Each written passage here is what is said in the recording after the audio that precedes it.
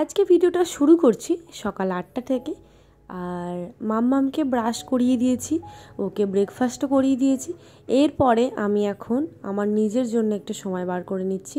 মানে ওই আর কি, আমি তো আর চা খাই না, আর এখন গরমও যা পড়েছে চায়ের কথা ভাবিই না। তো এখন একটু উষ্ণ গরম জল খাবো, তার সাথে একটু মধু আর একটু চিয়া সিড মিশিয়ে নেবো। তো এটা আমি মাঝখানে খাওয়া বন্ধ করে দিয়েছিলাম, কারণ আমি সকালবেলা করে ব্রেকফাস্ট করতাম না, মানে 16 ঘন্টা উপোস করতাম, ইন্টারমিটেন্ট ফাস্টিং করতাম। তো এখন আর সেটা করছি না, কারণ খুব শরীরটা দুর্বল হয়ে যেত, মানে প্রেশারটা লো হয়ে যেত, সেই জন্য এটা বন্ধ করে দিই। তো সকালবেলা উঠেই আমি হুট করে কিছু খেতে পারি না। তো এই উষ্ণ গরম জলে একটু চিয়া সিড মিশিয়ে খেলে কিন্তু বেশ অনেকক্ষণ পেটটা ভরা ভরা লাগে, ভালো লাগে বেশ খেতে। আর যদি এর পরেও যদি একটু খিদে লাগে তাহলে দুটো বিস্কিট খেয়ে জল খাই। মানে হুট করে আমি ভারী কিছু খেতে পারি না, খেলে যেন বড্ড ব্লোটিং হয়, কীরকম একটা অস্বস্তি হয়। তো এখন একটু চিয়া সিড মিশিয়ে খেয়ে নিচ্ছি। তো এই চিয়া সিডটা একটু ভিজিয়ে রাখলে কিন্তু খুব ভালো হয়, হাতে একদম সময় নেই বলে সেই জন্য আমি মোটামুটি 10 মিনিট ভিজিয়ে রেখে খেয়ে নিচ্ছি। না হলে এই চিয়া সিডটা 30 মিনিটের মতো ভিজিয়ে রাখতে হয়, তারপরে এটা খেতে হয়। এটা হচ্ছে খাওয়ার নিয়ম আর কি। তো খাওয়ার পরে আমি কটা জলের বোতল ভরে নিচ্ছি, কারণ একদম ট্যাঙ্কির জল গরম হয়ে যাওয়ার সাথে সাথে এই জলও কিন্তু একদম গরম হয়ে যাচ্ছে, সেই জন্য বোতলগুলো ভরে নিয়ে আমি ফ্রিজে ঢুকিয়ে দেবো। এরপরে চলে এলাম আমার বেডরুমে বিছানাগুলো একটু গুছিয়ে নেব। আর জানি না আজকে ওয়েদারটা কেন এরকম, একদম হিউমিডিটিটা বেশি, তাপ নেই, গরম আছে ভীষণই, ভ্যাপসা গরম। মেঘলা মেঘলা ওয়েদারের জন্য ঘরটাও কেমন যেন অন্ধকার অন্ধকার লাগছে। তো এখন বিছানাটা গুছিয়ে নিয়ে তারপর একটু ঘর তোর ঝাড়টাট দিয়ে তারপরে নিচের দিকে যাব। মাম্মাম আছে এখন মামনির কাছে, এখনও রান্না বান্না বসানো হয়নি। তো গরম পড়েছে, উল্টোপাল্টা কিছু, মানে উল্টোপাল্টা বলতে কি, মানে একটু রিচ কিছু খাওয়ারও ইচ্ছে হয় না, আর বানাতেও ইচ্ছে করে না। হালকা ফুলকা একটু ডাল ভাত চচ্চড়ি কিছু একটা হবে হয়তো, এখনো পর্যন্ত ঠিকই হয়নি যে কি রান্না হবে। কদিন আমি বেশ ইরেগুলার ভিডিওটা আপলোড করছি, এর একটা নির্দিষ্ট কারণ আছে। কারণ হচ্ছে কি, আমার বাবা আর আমার মা দুজনেরই শরীর খুব খারাপ, মানে খারাপ বলতে কি তাদেরকে হসপিটালাইজড করতে হয়েছে। তো এই যাতায়াত, স্ট্রেস, এইসবের জন্য আমি ভিডিও করতে পারছি না। আর ভিডিও করতে পারলেও আমি এডিট করে ভয়েস ওভার দিয়ে টাইম টু টাইম আমি আপলোড করতে পারছি না, সেই জন্যেই আমি একটু ইরেগুলার রয়েছি। তো আস্তে আস্তে সব কিছু ঠিক হয়ে যাবে আশা করছি। আমার ইউটিউব লাইনেও আমি ঠিকঠাকভাবে চলে আসতে পারবো, কারণ বুঝতেই পারছেন সিচুয়েশানটা একদমই অন্যরকম। আমাদের ঘরগুলো ঝাড় দেওয়া মোছার জন্য আমাদের যে কাকি আছেন উনি করে দেন। তো উনি এবারে আজকে আমার হাজব্যান্ড ঘুমাচ্ছিল বলে, সেই জন্য মানে বলছিলাম না যে মাকে হসপিটালাইজড করতে হচ্ছে, তো আমার হাজব্যান্ড সারা রাত হসপিটালে ছিলেন। তো সেই জন্য ও দেরি করে একটু মানে ভোরবেলা এসছে আর কি, তো এসে ঘুমাচ্ছিল। তো সেই জন্য কাকিকে বলেছিলাম তুমি আর ঘরে ঢুকো না, আমি আমার ঝাড় দিয়ে দেবো। তো তাই করছি। এখন আমার হাজব্যান্ড নিচে গেছে ফ্রেশ হতে, তো ওই ফাঁকে আমি আমার বেডরুমটা একটুখানি ক্লিন করে নিচ্ছি, না হলে এখন আর ঝাড়টা দিতে হয় না। এরপরে আমি চলে আসি নিচের বেডরুমের অবস্থাটা দেখেছেন কি করেছে, এটা আমার মেয়ে করেছে, চাদরের মধ্যে ঢুকে বসেছিল কি আর করা যাবে, বিছানাটা একটু পরিষ্কার করে রাখি, নাহলে দেখতে একদমই ভালো লাগে না। একটা ছেড়ে দুটো তিনটে করে জামা পরে বসে থাকবে, একটা পরলেও হবে না, আবার আর একটা চেঞ্জ করো, আবার আর একটা চেঞ্জ করো, এইরকম করে করে আমাকে নিজে পরে দিতে হয় না, ও এখন নিজে পরতে শিখে গেছে, প্যান্টও নিজে পরতে শিখে গেছে, সবই নিজে পরতে শিখে গেছে। ও পরে খোলে এই করে, আর আমাকে গুছিয়ে হাঁপিয়ে যেতে হয়। এই কাজটা করে নিয়ে তারপরে মাম্মামকে ধরতে হবে, মামুনি তারপরে রান্না বসাবে, কারণ একজন নিয়ে থাকলে আরেকজনকে কাজ করতে হয়। এরপরে আর ভিডিওটা করা হয়নি, কারণ মাম্মাম ভীষণ বিরক্ত করছিল। তো একেবারে লাঞ্চ টাইমে দেখা করছি, সবার খাওয়া হয়ে গেছে, আমি আর মামুনি বসবো এবারে খেতে।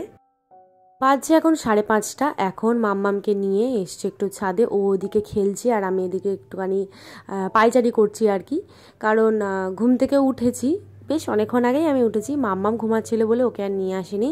তো বেশ কদিন বৃষ্টি হচ্ছিলো বলে ছাদে ওঠা হচ্ছিল না, বেশ এক সপ্তাহ পরে আমি ছাদে উঠলাম বলতে এই সময়টা পুজো দেওয়ার সময় ঠাকুরের বাসন মাজতে আমাকে ছাদে উঠতে হয়, কিন্তু এই টাইমে উঠতাম না, অনেকদিন বেশ কদিন পরেই উঠলাম।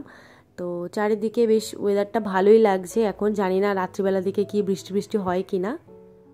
তো এখন আমি চা বানাতে চলে এসেছি, সন্ধ্যাবেলার টাইমটাতে করে আমি এখন চা বানাই। সকালবেলার টাইমে এখন আর চা বানানো হয় না, কারণ মাম্মামকে নিয়ে নিচে নামতেই মামুনি চা বানানো হয়ে যায়। তো বিকেলবেলার টাইমটাতেই আমি সবার জন্য চা করি। যেদিনকে বৃষ্টি হয় সেদিনকে আদা দিয়ে চা করতে ভালো লাগে, আর সেদিনকেই আমি একটু চা খাই, না হলে আমি অন্যান্য দিন চা খাই না। আর আমি এমনিতে চা পার্সন নই একদমই। চা খাওয়ার কারণ হচ্ছে একটু বিস্কিট ভিজিয়ে খেয়ে নাও, তারপরে চাটা ফেলে দাও, নাও কাউকে দিয়ে দাও। তো ওইদিকে চাটা হচ্ছে, আর এদিকে আমি টুকটাক বাসনগুলো গুছিয়ে নিচ্ছি। এই বাসনগুলো সকালবেলা মেজে দিয়েছে, মানে বেলার দিকে মেজে দিয়েছে। তো ভিজে বাসন তুলে দিলে কি হয়, বাসনের র্যাকেতে জলের দাগ হয়, তো জলটা পুরোপুরি ঝরে গেলে হালকা করে মুছে নিলে একদম শুকনো হয়ে যায়, তারপরে বাসনের র্যাকেতে তুলে রাখি। আর এইরকম বাসন একদম গামলাতে জড়ো করে রাখলে যেন রান্নাঘরটা যেন কেমন একটা পুরো একদম হয়ে থাকে, একদম দেখতে ভালো লাগে না। সেই জন্য প্রত্যেক দিনই তুলে দেওয়া ভালো, না হলে ওখান থেকে টেনে বার করতেই অসুবিধা হয়। তো এখনো পর্যন্ত আমার রান্নাঘরটা নন মডিউলার আছে, তো ইচ্ছা আছে আমার রান্নাঘরটা মডিউলার করার। তো দেখা যাক কতদূর কি করা যায়। তো এখন যেরকম আছে সেই রকমভাবেই গুছিয়ে রাখি আর কি, যাতে একটু দেখতে সুন্দর লাগে। আমাকে কমেন্টে জিজ্ঞাসা করেন যে আমি ভিডিওগুলো কোন অ্যাপ থেকে এডিট করি আর কোন অ্যাপ থেকে ভয়েস ওভার দিই। আমি ইনশট আর ভিএন থেকে এডিটিং, ভয়েস ওভার, থাম্বনেল সবই করে থাকি। বেশিরভাগটা আমি ইনশট থেকে করে রাখি।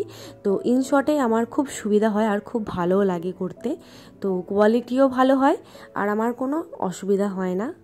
আর ভিএন থেকে করি মাঝে মাঝে, কিন্তু আমি দেখেছি ভিএন থেকে করলে অনেক রকম ফিচার্স তো রয়েছে ইনশটের থেকে, কিন্তু ভিএনে আমার ফোনটা হ্যাং করে, তো সেই জন্য আমি ইনশটেই বেশি কমফোর্টেবল। না অনেক কাইনমাস্টার রয়েছে, কাইনমাস্টার হচ্ছে পেড, তো পেড করে করতে হবে, কিন্তু আমি ফ্রিতে এডিটিং করি। যদি এডিটিং অ্যাপ খোঁজেন সব থেকে ভালো বলবো ইনশট আর ভিএন।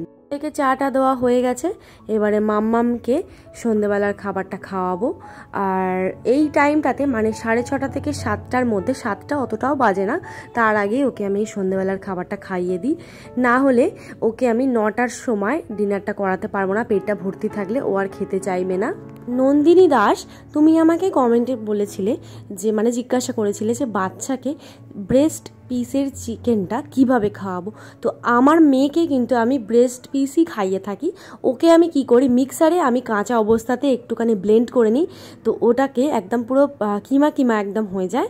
তো ওই কিমাটাই আমি মাম্মামকে পুরো ভাতের সাথে মশলার সাথে মিক্স করে খাওয়াই। মানে কীরকম বলুন তো, যে কিমাটা ভাতের সাথে মশলার সাথে মিক্স হয়ে গেলে ওরা চিবিয়ে খেয়ে নেবে। আমার মেয়ে তো এইভাবেই খায়, না হলে আমার মেয়ে সলিড মাংসগুলোকে মুখ থেকে বার করে ফেলে দিত, শুধু ভাতটা সবজিটা খেত। সেই জন্যই আমি এই বুদ্ধিটা মাথা থেকে বার করেছি। তো যাই হোক, এখন ডিনার বানাতে চলে এসেছি। আজকে ডিনারে একটু চিকেন চাউমিন বানাবো। তো চিকেনটা অ্যাকচুয়াল ছিল সলিড মাংস, মাম্মামকে একটু খাইয়েছি আর একটু রেখে দিয়েছিলাম এই চাউমিন বা মোগলাই বা রোল বানানোর জন্য। তো সেটাই আজকে বানাচ্ছি। মামনি বললো যে একটু চাউমিন বানাই আর কি। তো আমার ভাই আছে, আমার হাজব্যান্ড, আমরা সবাই মিলে খাবো। তো আমরা বাইরের জিনিস খাই না, কিন্তু খাবার ইচ্ছে হলে বাড়িতেই আমরা বানিয়ে খাই। তো বাড়িতে যত এসব জিনিস খাবেন, মানে বাইরের জিনিস যত অ্যাভয়েড করে চলবেন, আমার মনে হয় ততই খুবই ভালো হয়, হেলদি থাকা যায়। তো ডিনার করা হয়ে গেছে, এরপরে আমি একটু স্কিন কেয়ার করে নিচ্ছি। নর্মালি বেসিক যা স্কিন কেয়ার হয়, ক্লিনজিং, টোনিং, ময়েশ্চারাইজিং। মাম্মামকে ঘুম পাড়িয়ে দিয়েছি, আর এখানেই বন্ধুরা ভিডিওটাকে শেষ করছি। আশা করছি আপনাদের ভিডিওটা ভালো লেগেছে। যদি ভিডিওটা ভালো লাগে তাহলে অবশ্যই লাইক করে দেবেন, কমেন্টে জানাবেন যে কেমন লাগলো, আর আমাদের চ্যানেলটাকে প্লিজ সাবস্ক্রাইব করে দিতে ভুলবেন না। পাশে থাকা বেল বাটনটাকে প্রেস করে দিতে ভুলবেন না। ফিরবো নতুন ভিডিও নিয়ে। ভালো থাকবেন, সুস্থ থাকবেন আর সচেতন থাকবেন। ধন্যবাদ, শুভরাত্রি।